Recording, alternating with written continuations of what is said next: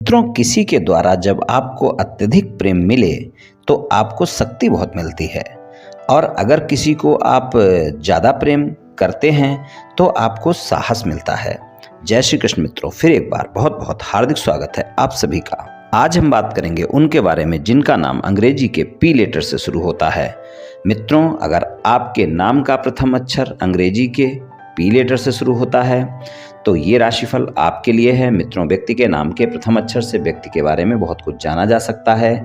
यहाँ पर हम पी नाम वाले लोगों के अप्रैल से लेकर जुलाई महीने तक के प्रेम संबंध और वैवाहिक संबंध के राशिफल की चर्चा करेंगे और अंत में उपाय की चर्चा भी करेंगे। इसलिए वीडियो को पूरा अंत तक देखें व सुने, तभी आप पी नाम वाले लोगों के प्रेम संबंध और वैवाहिक संबंध के राशिफल की पूरी जानकारी प्राप्त कर पाएंगे।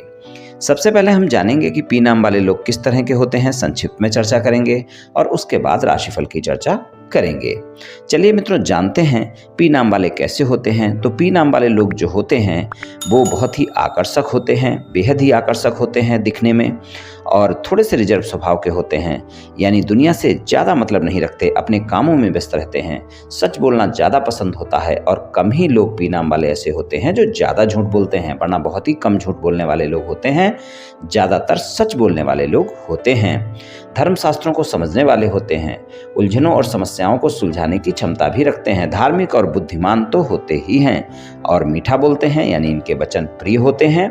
और इनकी नज़र से जो एक बार उतर गया तो फिर लाख कोशिश के बावजूद वो इनके करीब नहीं हो सकता।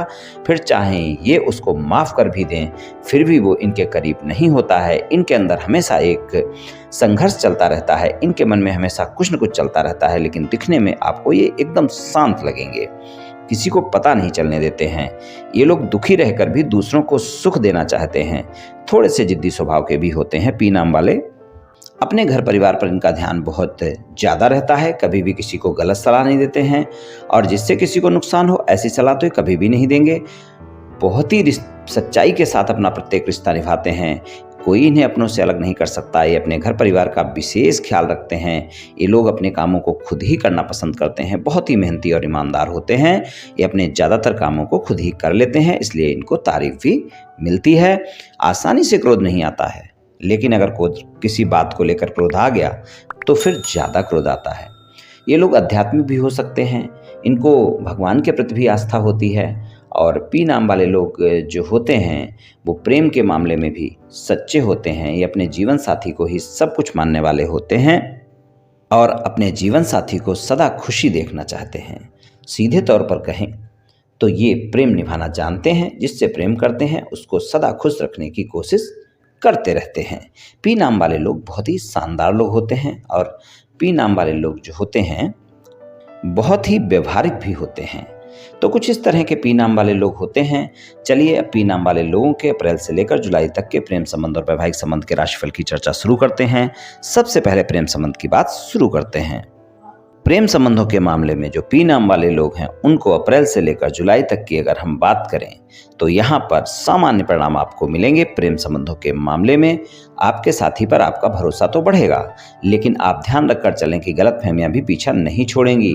अप्रैल और मई का महीना खासकर प्रेम संबंधों के लिए बहुत अच्छा नहीं जाने वाला है। अप्रैल और मई के महीने में आप देखेंगे कि छोटी छोटी बातों को लेकर वाद विवाद हो सकते हैं। हालांकि अगर मुलाकातें होती हैं तो रोमांस रहेगा, प्रेम संबंधों में एक दूसरे पर भरोसा भी बढ़ेगा। लेकिन आप ये भी देखेंगे कि छोटी छोटी बातें आप लोग बड़ी कर लेंगे, पुरानी बातों को लेकर गलतफहमियां बढ़ा लेंगे और प्रेम संबंधों में तकरार पैदा कर लेंगे। तो यहाँ पर अप्रैल मई के महीने में ज़्यादा ध्यान रखकर चलने की जरूरत है। और जून से लेकर जुलाई तक का समय आपको सामान्य परिणाम देगा और 24 जून से 8 जुलाई तक का समय ज़्यादा बेहतर परिणाम आपको दिखा सकता है। संबंधों के मामले में अगर आपके नए प्रेम संबंध हैं, चारों महीने बेहतर रहने वाले हैं। लेकिन नए प्रेम संबंधों में भी आप ध्यान रखकर चलें। अप्रैल और मई के महीने में रोमांस बढ़ा रहेगा, लेकिन गलतफहमियां हो सकती हैं। यहाँ पर इस बात का विशेष ध्यान रखकर चलने की आवश्यकता होगी। जून जुलाई आपका बेहतर जाने वाला है। अगर आप सिंगल हैं किसी रिश्ते की तलाश में हैं, किसी से मित्रता करना चाहते हैं, मित्रवत संबंधों को प्रेम संबंधों में बदलना चाहते हैं, प्रस्ताव देना चाहते हैं, मुलाकात करना चाहते हैं, अप्रैल और मई के महीने में ज़्यादा प्रयास करने की जरूरत होगी, आसानी से आपकी बात नहीं बनने वाली है।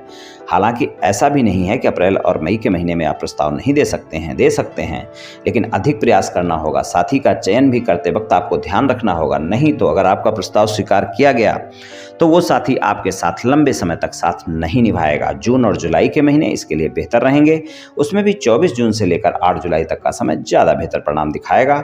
वहाँ पर जो भी साथी आपके जीवन में आएगा लंबे समय तक साथ निभाएगा और आपका प्रस्ताव भी स्वीकार किया जा सकता है।